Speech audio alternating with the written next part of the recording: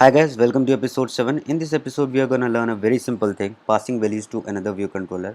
Value can be anything, array, string or anything, image. Okay, so इसके लिए हम अपना लास्ट 16 एपिसोड वाला प्रोजेक्ट यूज़ करेंगे. व्हाट विल डू इज़ इसमें हमने एक कलेक्शन व्यू बनाया था जिसमें हमने चेक एंड चेक यूज़ करा था.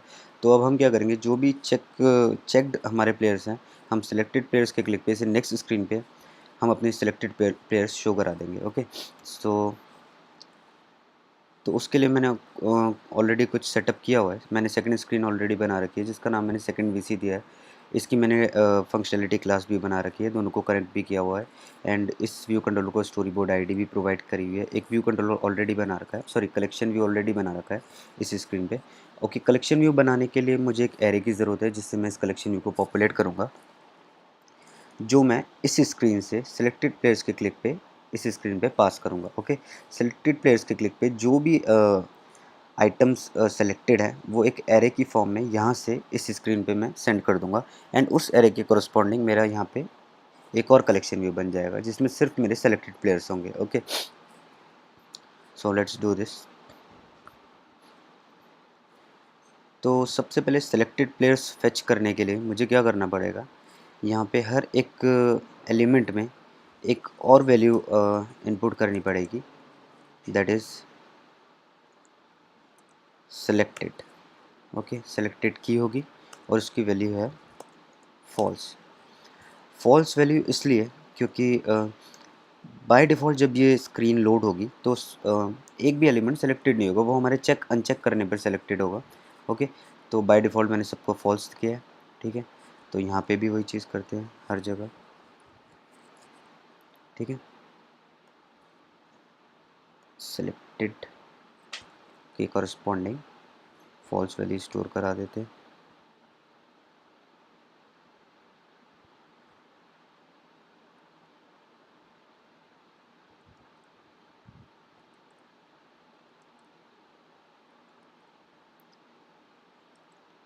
Again let me tell you, हमने सेलेक्टेड को फॉल्स इसलिए रखा है क्योंकि जब भी स्क्रीन लोड होगी तो बाय डिफ़ॉल्ट कोई भी सेलेक्टेड नहीं होगा, तो सेलेक्टेड हमने फॉल्स रखा है. ओके, एंड जब एज़ यू कैन सी हमारे यहाँ पे कुछ एरर्स भी आ गई हैं क्योंकि हमने इस प्लेयर्स का टाइप चेंज करा है. अर्लियर ये इससे पहले ये प्लेयर्स किस टाइप की डिक्शनरी शो करता था हमें, स्ट्रिंग स्ट्रिंग टाइप की, जबकि अगर अब हम players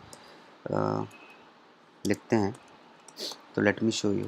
sorry again, self dot players. पहले जब भी हम प्लेयर्स टाइप करते थे तो हमें ये दिखाता था कि प्लेयर किस टाइप का एलिमेंट कंटेन करता है, डिक्शनरी टाइप का जिसकी की स्ट्रिंग है एंड वैल्यू भी स्ट्रिंग है. बट अब ये वैल्यू एनएस ऑब्जेक्ट हो गई है बिकॉज वो डिटेक्ट नहीं कर पा रहा, वो उसने कीज़ तो सारी डिटेक्ट कर ली हैं because all the keys are in string, even this selected key is in string. But values, name भी स्ट्रिंग में है, एज भी स्ट्रिंग में, everything is in string, but this selected की वैल्यू बूलियन है. ओके, सो ये एक specific data type नहीं डिटेक्ट कर पा रहा इसके लिए, इसलिए इसने वैल्यू की जो डेटा टाइप है वो एनएस ऑब्जेक्ट यूज़ कर लिया. ओके, सो यहाँ पे क्या होता है, cell dot name dot text. Okay, text को हमेशा एक स्ट्रिंग वैल्यू चाहिए. ओके, डॉट टेक्स्ट फंक्शन को जब भी मैं किसी लेवल पे डॉट टेक्स्ट यूज़ करता हूँ तो उसे इन रिटर्न में एक स्ट्रिंग वैल्यू चाहिए. ओके, लेट इज सपोज मैं इसे हटा के इसे कमेंट करके यहाँ पे एक स्ट्रिंग वैल्यू दे दूँ कुछ भी, तो ये कंडीशन को सेटिस्फाई कर दिया, यहाँ पे ये एरर चली गई. ठीक है, बट अगर मैं यहाँ पर प्लेयर्स एरे के किसी भी एलिमेंट की नेम की वैल्यू देता हूँ तो वो इसको सेटिस्फाई नहीं करती. वाई? बिकॉज नेम हमें क्या रिटर्न करेगा, again let me show you. कोई भी की हमें क्या रिटर्न करेगी, एनएस ऑब्जेक्ट टाइप की वैल्यू, जबकि हमें किस टाइप की वैल्यू चाहिए, स्ट्रिंग टाइप की. और बट हमें पता है हमारा नेम जो की है वो स्ट्रिंग टाइप की वैल्यू ही कंटेन करती है, तो हम यहाँ पे इसे बता देंगे कि हमें रिजल्ट में स्ट्रिंग ही चाहिए. Okay, so it's solve our problem. Okay, let's see क्या सजेशन दे रहे हैं.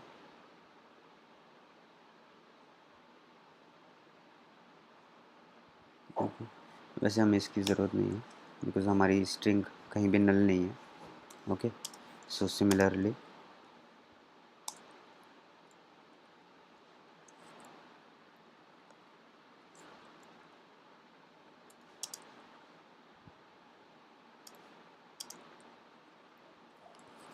ओके सो डन, हमारी सारी एरर्स चली गई।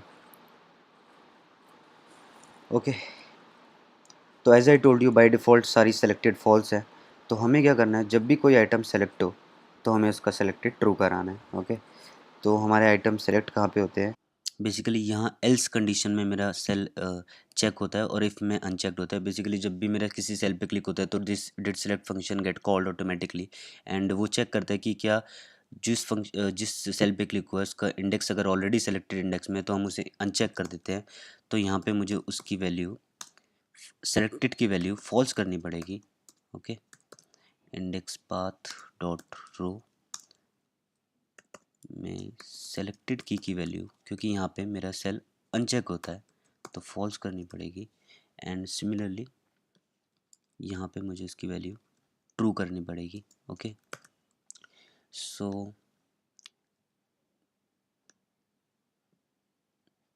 Basically this is my button जिसके क्लिक पे मैं नेक्स्ट स्क्रीन पे जाऊँगा। ओके, इसको नाम दे देते हैं सेलेक्टेड प्लेयर्स। ओके, इसका मैंने ऑलरेडी आईवी एक्शन क्रिएट किया हुआ है। ओके, सो जैसे ही ये बटन क्लिक होगा, ये फंक्शन कॉल होगा, तो सबसे पहले तो हम यहाँ नेक्स्ट स्क्रीन पे जाने का कोड लिखेंगे। Storyboard is equal to U I storyboard. Storyboard का नाम क्या है, मेरे स्टोरी बोर्ड का नाम है मेन। ओके, उसका bundle N S bundle dot main bundle. Okay, अब मेरी सेकंड स्क्रीन का object let second screen is equal to, second screen किस टाइप की है, मेरी सेकंड वीसी टाइप की। ओके, क्योंकि इसकी फाइल का नाम सेकंड वीसी है। Now storyboard dot instantiate with identifier, identifier भी हमने सेकंड वीसी दिया हुआ है। Okay, now unwrap as not second VC. Okay, अब इसे प्रेजेंट करा देते हैं। ओके, यहाँ पे देते हैं second screen animated true and nil. Okay, okay, so अब हम सेकंड वीसी के सेलेक्टेड प्लेयर्स एरे में वन बाय वन वो वैल्यूज़ डालेंगे जो अपेंड करेंगे जो वैल्यूज़ सेलेक्टेड हैं, यानी प्लेयर्स एरे के जो जो एलिमेंट सेलेक्टेड हैं हम वो वन बाय वन अपने सेलेक्टेड प्लेयर्स एरे में अपेंड करते जाएंगे। ओके, तो ये मुझे कैसे पता चलेगा कि इनमें से कौन कौन सी वैल्यूज सेलेक्टेड है, क्योंकि जो भी वैल्यू सेलेक्ट होती है उसका सेलेक्टेड की वैल्यू मैं यहाँ पे ऑटोमेटिकली ट्रू ट्रू कर देता हूँ। ओके, तो जिन जिन की वैल्यू मुझे ट्रू मिलती जाएगी, प्लेयर्स के सारे एलिमेंट्स को मैं वन बाय वन इटरेट करूँगा, प्लेयर एरे को इटरेट करूँगा, एंड वन बाय वन मुझे एक एक एलिमेंट मिलता जाएगा। मैं हर एक एलिमेंट की सेलेक्टेड वैल्यू चेक करूँगा, अगर उसकी सेलेक्टेड वैल्यू ट्रू मिली तो उस पूरे एलिमेंट को मैं सेलेक्टेड प्लेयर्स एरे में अपेंड कर दूंगा। ओके, तो सबसे पहले फोर लूप लगा के पूरे प्लेयर्स एरे को इटरेट करते हैं सो दैट हम वन बाय वन उसके एलिमेंट को एक्सेस कर सकें। Self dot players dot count. Okay, so अब मुझे चेक करना है कि पर्टिकुलर प्लेयर के एलिमेंट की सेलेक्टेड वैल्यू क्या, सेलेक्टेड की वैल्यू क्या है। ओके, सो उसके लिए मैं इफ़ कंडीशन का यूज़ करूँगा। If self dot players I, ये हमने इसलिए यूज़ करा है क्योंकि फोर लूप कब तक चलेगा, प्लेयर्स एरे का एरे में जितने एलिमेंट होंगे यानी उसका जितना काउंट होगा तब तक चलेगा। तो ये आई की value one by one increase होती जाएगी, ये ज़ीरो से लेके प्लेयर्स एरे के काउंट तक चलेगा। तो सबसे पहले मुझे ज़ीरोथ एलिमेंट मिलेगा, ज़ीरोथ एलिमेंट की मैं सेलेक्टेड वैल्यू चेक करूँगा। ओके,